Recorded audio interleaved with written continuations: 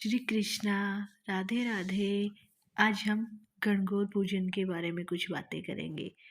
वैसे तो गणगौर पूजा पूरे देश में ही की जाती है, परंतु विशेष रूप से यह राजस्थान का त्योहार है।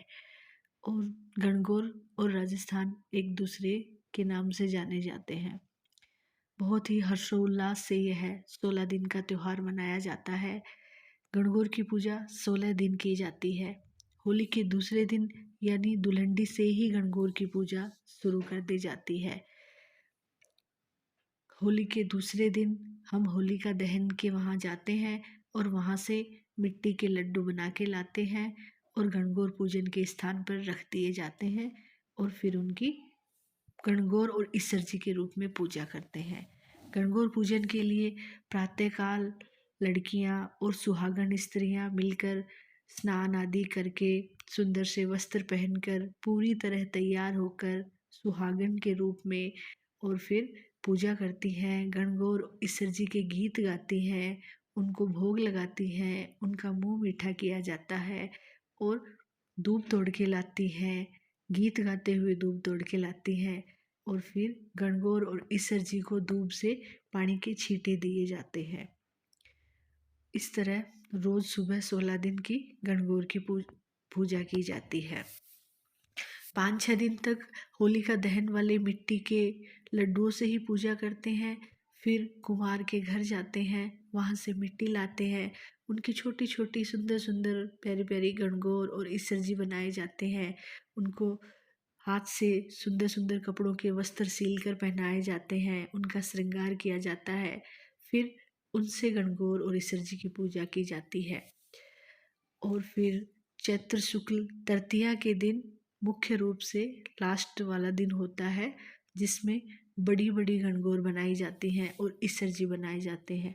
ईसर जी और गणगौर जो नॉर्मल औरत और पुरुष होते हैं उतने ही बड़े बनाए जाते हैं और उनको जिसकी शादी हुई होती है उनके ही कपड़े पहनाए जाते हैं, उनकी पोशाक, उस आदमी की ड्रेस ही उनको पहनाई जाती है।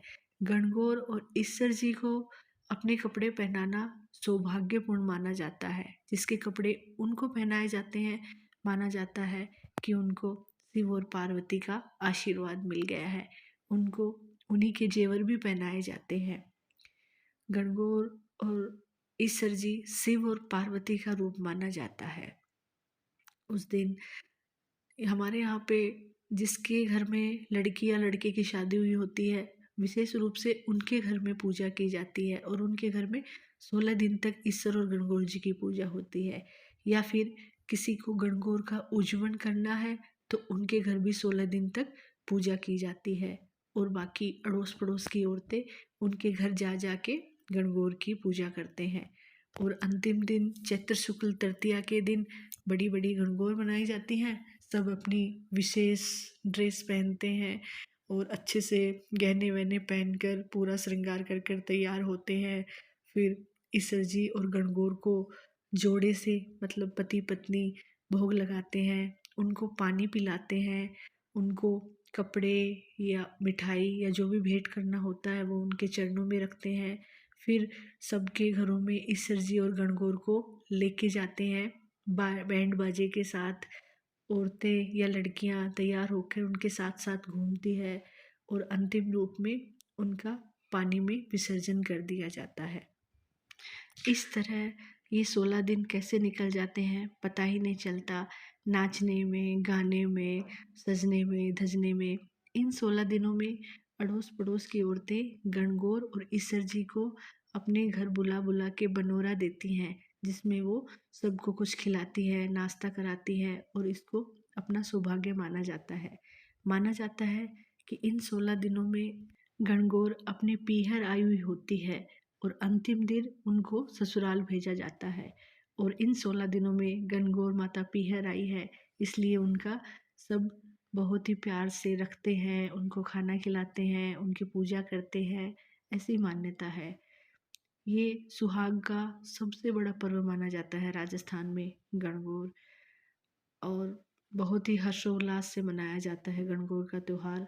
बहुत ही गीत गाए जाते हैं रोज़ रात को, सुबह में, दिन में। 16 दिन इतने बिज़ी निकलते हैं कि पता ही नहीं चलता। आज के लिए इतना ही। धन्यवाद। सबको गणगौर की शुभकामनाएँ।